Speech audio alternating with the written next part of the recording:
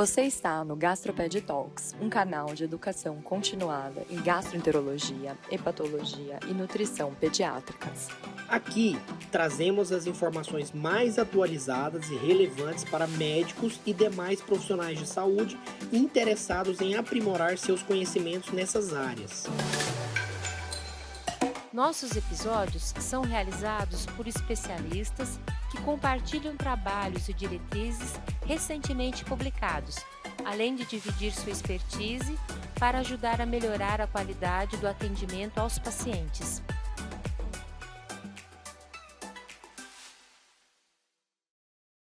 Olá, pessoal do Gastroped Talks, bem-vindo a mais um episódio, do Gastroped, uma entrevista muito especial e que hoje a gente tem a honra de receber o Dr. Mauro Fisberg, pediatra, nutrólogo, um dos maiores especialistas em nutrição infantil, não só no Brasil, eu diria que na América Latina, coordenador do Centro de Dificuldades Alimentares do Instituto Pense, mas também professor associado na Unifesp, Escola Paulista de Medicina. O Dr. Mauro tem uma trajetória inspiradora dedicada, à saúde alimentar das nossas crianças e adolescentes.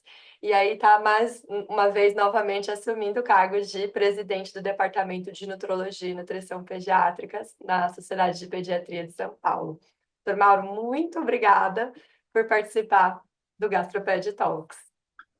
Olá, Natasha, pessoal do Gastroped, é uma honra muito grande poder participar. Eu sou fã do grupo, eu escuto bastante quando eu estou no carro, então é uma delícia poder participar, especialmente porque eu admiro muito o seu trabalho, Nath, e realmente o seu grupo, e é muito gostoso conversar com os pediatras, especialmente o pessoal mais jovem, mostrando um pouco do que nós fazemos, do que nós fizemos e um pouco do que nós estamos deixando para a nossa população. Então, muito obrigado pelo convite, é super gostoso estar com vocês. Espero que não seja nem um pouco aborrecido para vocês. Eu tenho certeza que não vai ser de forma alguma. Então, para a gente começar, eu já vou engatar o tema de seletividade alimentar, que é um dos temas, um dos vários temas que todo mundo conhece, o doutor Mauro. Então, a gente tem discutido nesses últimos anos, eu diria que principalmente diante desse aumento do número de casos de transtorno do espectro autista, mas também na criança, que não tem TEA, a questão da seletividade alimentar. E muitas vezes eu acho que se perde definição e diferenciar seletividade de um transtorno alimentar por causa orgânica. Que dicas que o senhor daria para o pediatra, para o gastropediatra, nessa definição e nessa diferenciação?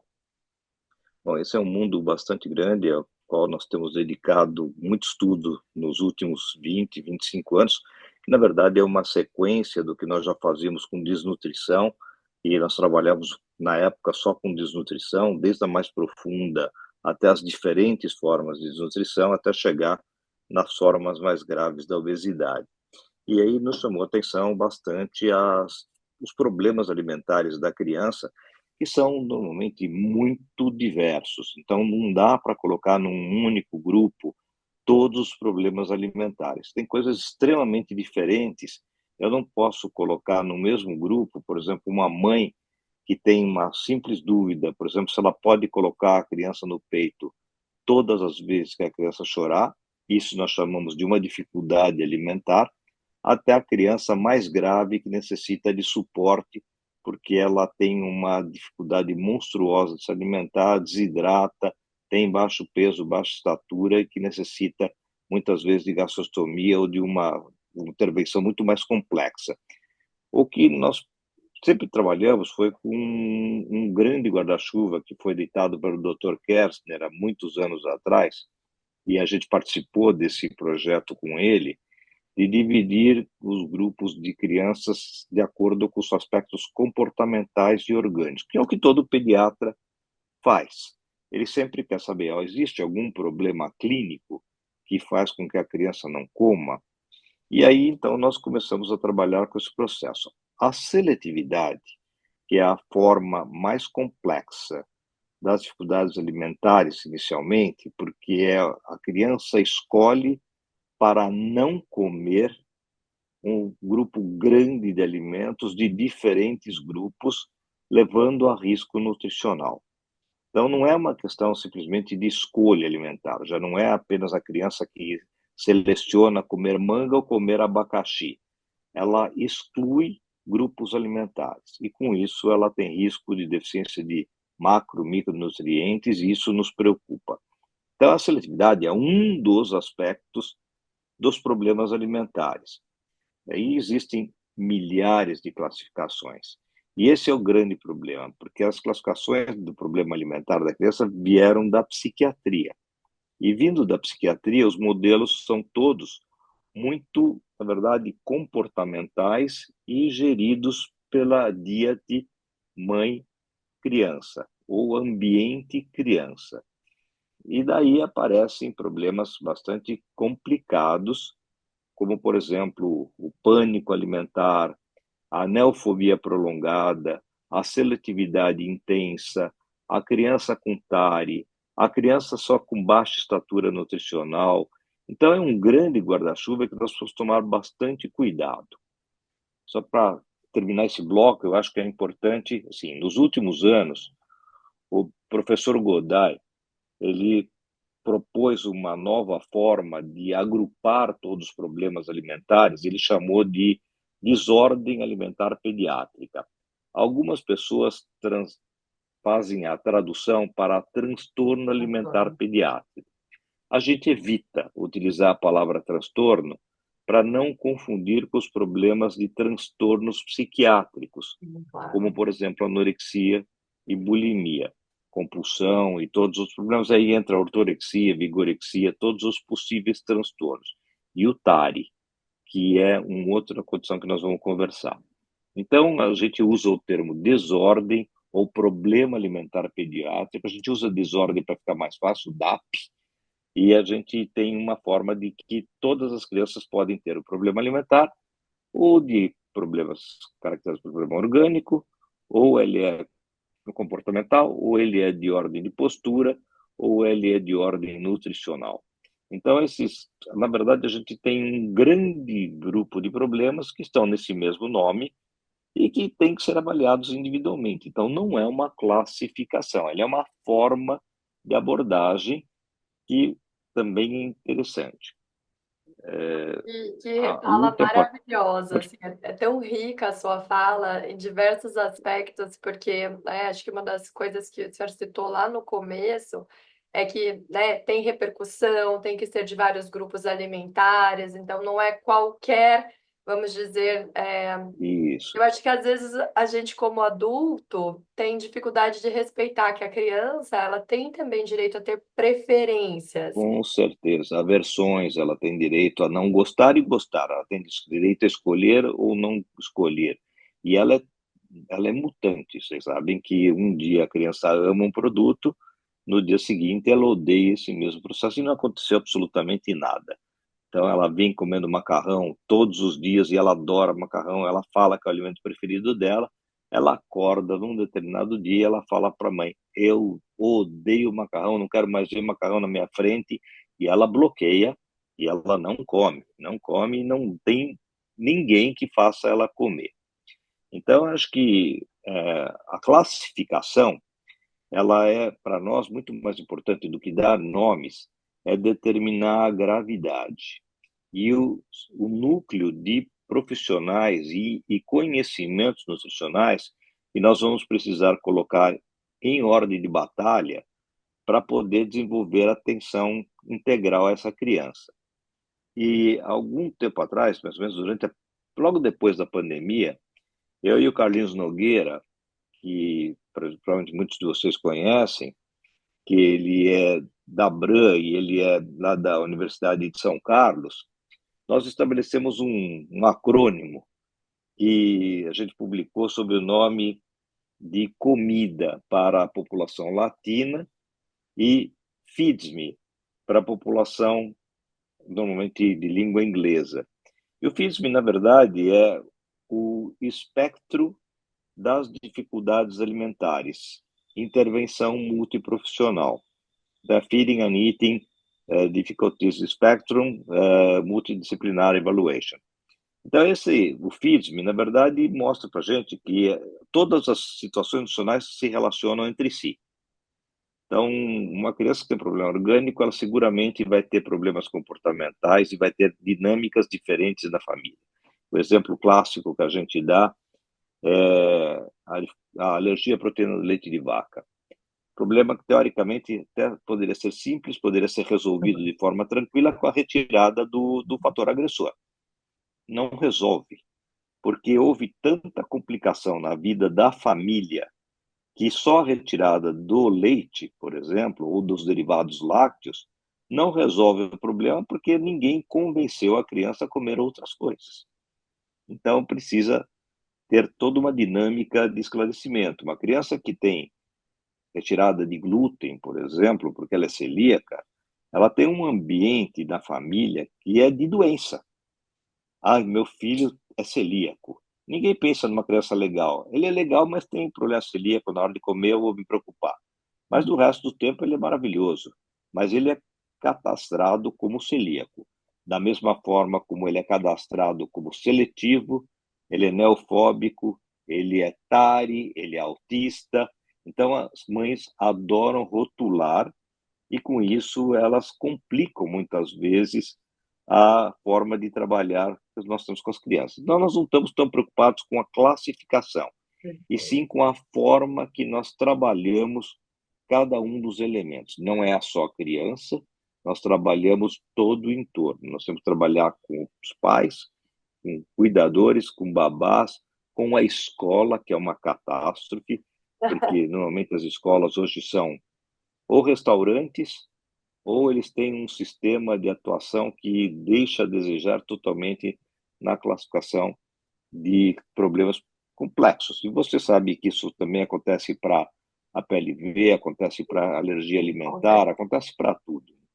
Com certeza. Eu vou aproveitar esse gancho que você falou dos pais e vou pedir para o senhor comentar um pouquinho sobre o papel dos cuidadores, tanto no reforço no sentido ruim, aí eu diria, na, né, perpetuação dos sintomas e na resolução desses diferentes padrões seletivos, né? É claro que são uma variedade de padrões.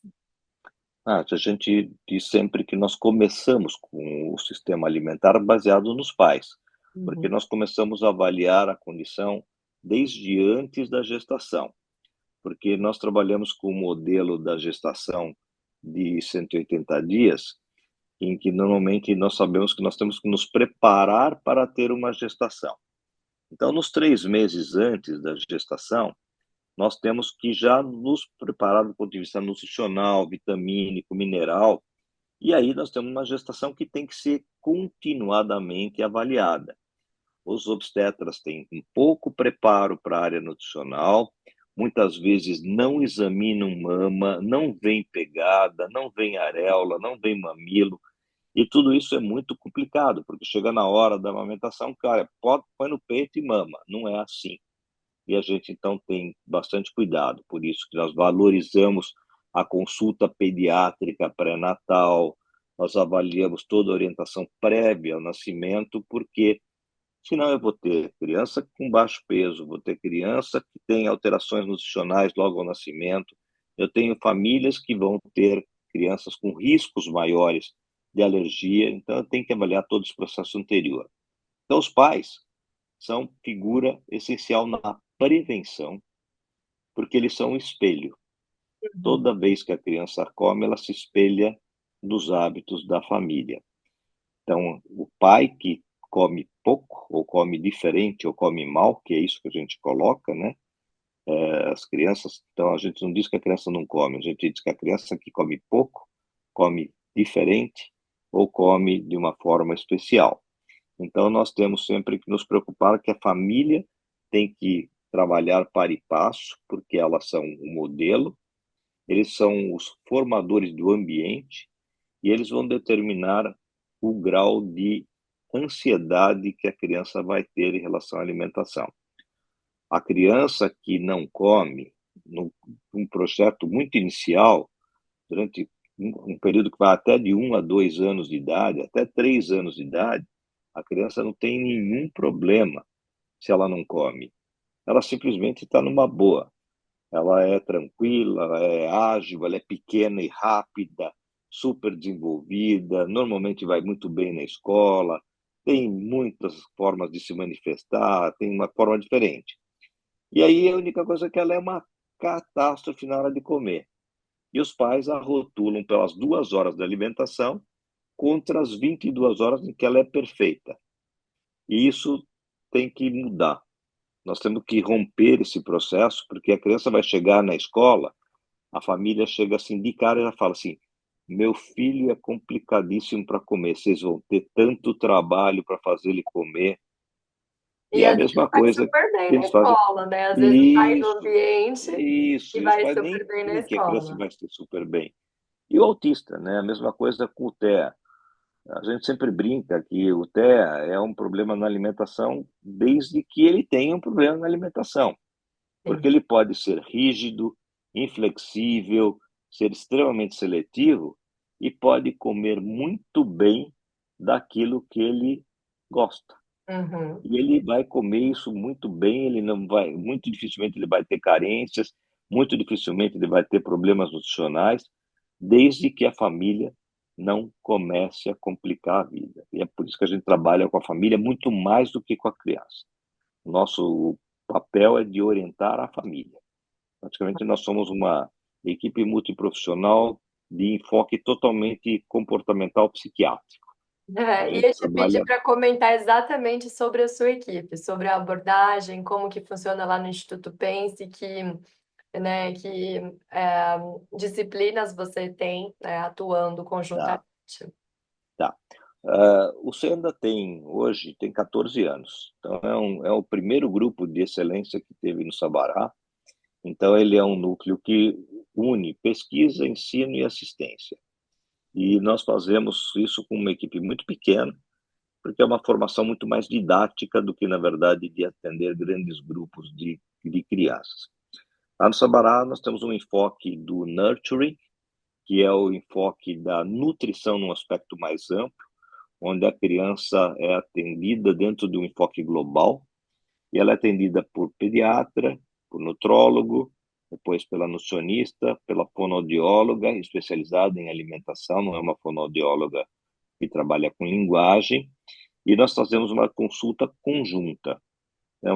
Nós utilizamos as câmaras de Gesell para que a equipe ou participe das consultas dos outros indivíduos, e nós trabalhamos com a consulta filmada para que pessoas à distância também possam dar palpite, e no próximo Hospital Sabará, que está sendo construído, nós vamos ter um espaço lúdico, recreativo, bastante interessante, onde nós vamos ter a possibilidade de ter vários profissionais trabalhando junto. Aí entram todos os profissionais. Por exemplo, eu posso entrar com pedagogo, eu posso trabalhar com psicólogo, eu posso trabalhar com terapeuta ocupacional, eu posso trabalhar com o estagiário que queira aprender a trabalhar com isso de uma forma in loco.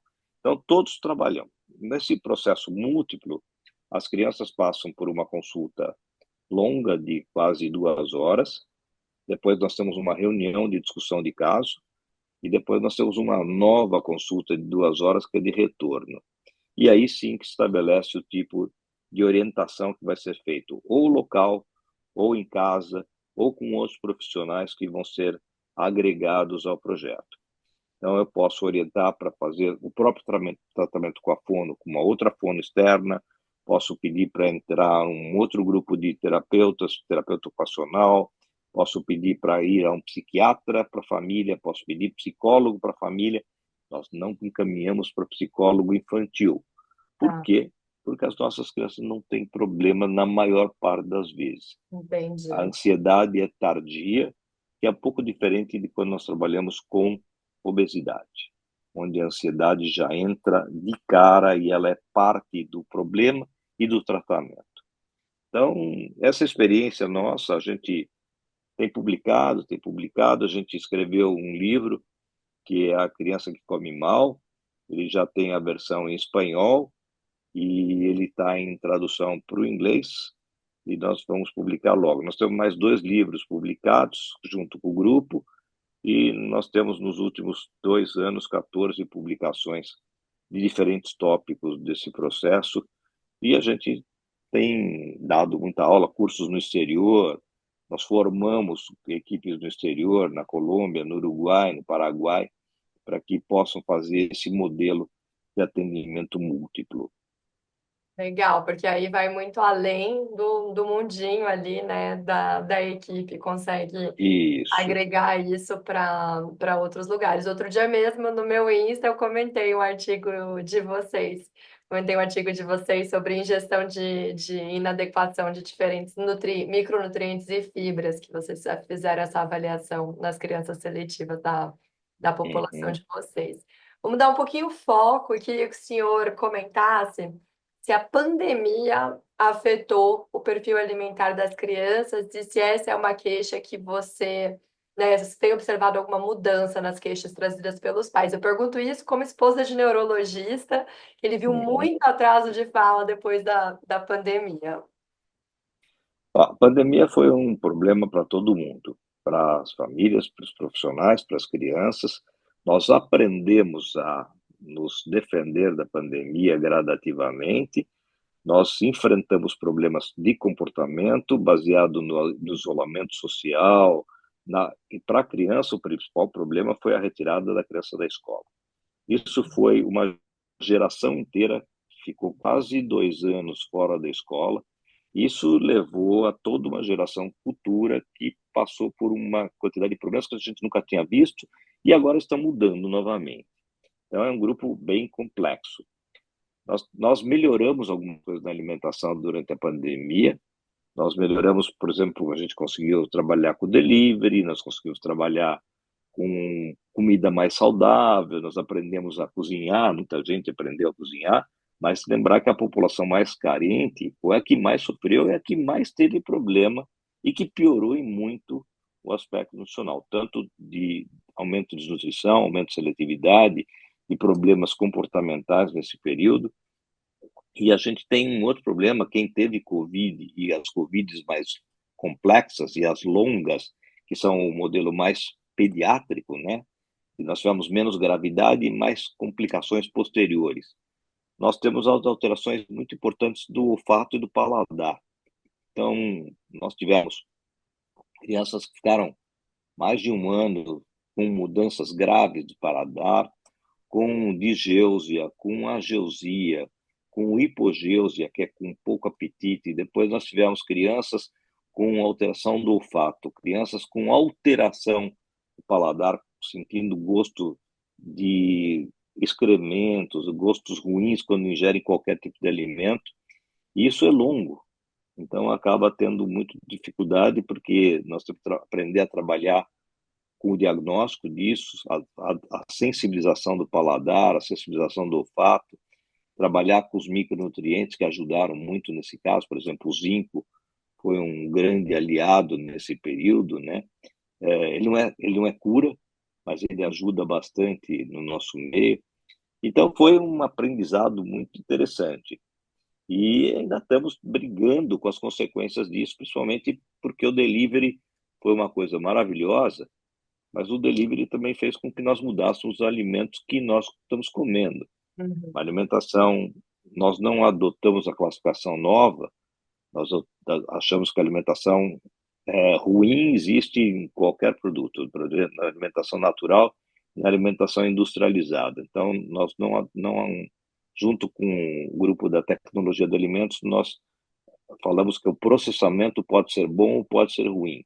Eu tenho processamento de alimentos excelentes, com produtos espetaculares, fazem parte do nosso dia a dia. Por exemplo, um molho de tomate pode ser não tão saboroso quanto feito em casa, mas ele é excepcionalmente bom do ponto de vista nutricional. Eu tenho pães de forma excelentes, eu tenho a fórmula infantil, eu tenho todas as fórmulas de suplementos, que são produtos teoricamente ultraprocessados e são excelentes Repetição. produtos com aditivos, com tudo que tem problema e são parte do nosso dia a dia. Então, mas nós tivemos uma piora dos produtos prontos, né, que são bons, alguns, e são péssimos muitas vezes. Então, nós temos que voltar a aprender algumas das consequências que nós tivemos com a pandemia. São muitos paradoxos, né? E às vezes essa Muita coisa, né? questão de não ver o preparo pode dar uma falsa ilusão de que um alimento que é entregue na sua casa ele é mais saudável do que ele realmente é, porque você não sabe Ou menos saudável do que na verdade ele é, né? Nós do que ele achamos que ele seja. é menos As duas saudável e na coisas. verdade ele pode ser. Exato. As duas coisas. Não, maravilhoso. Nossa, que riqueza de entrevista. E o tempo passou Imagina. voando.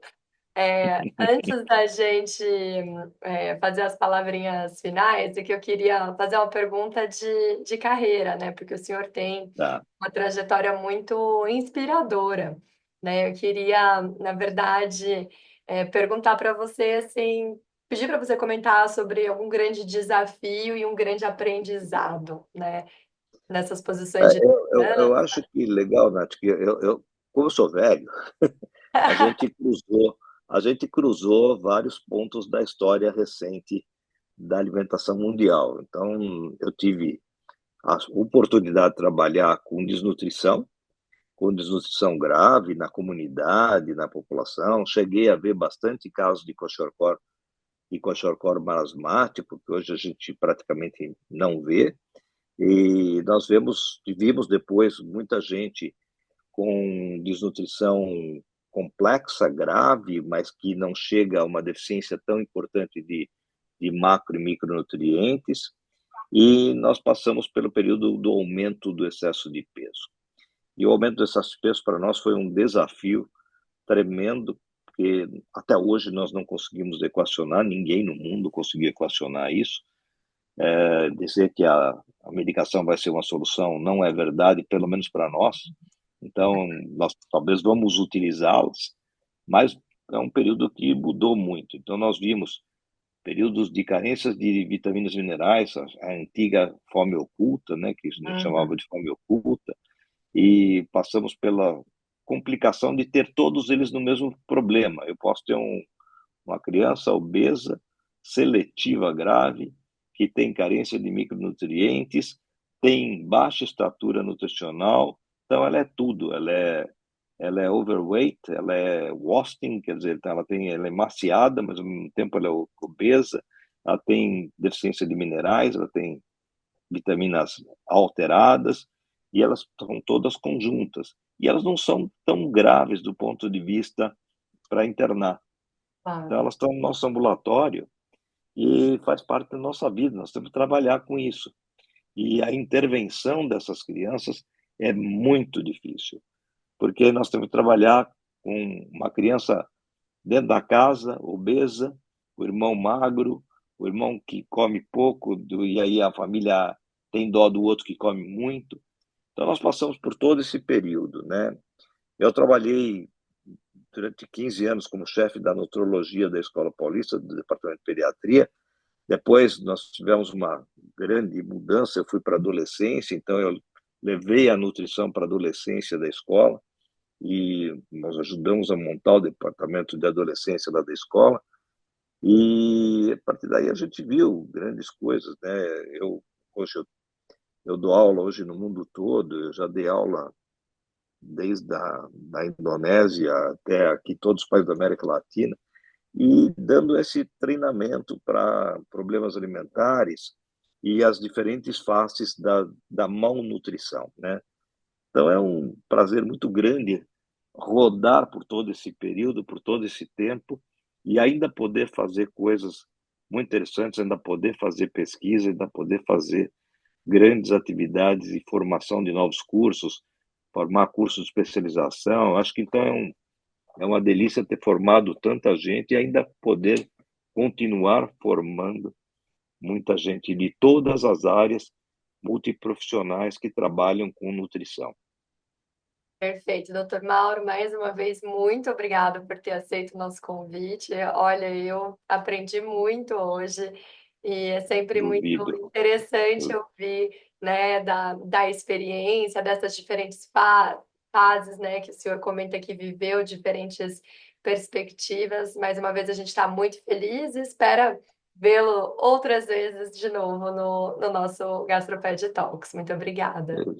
Eu estou à disposição de vocês, eu agradeço muito, é sempre um prazer conversar com você e com o pessoal do GastroPed, e espero ter, sim, a possibilidade de voltar outras vezes para poder conversar de outros tópicos, tá?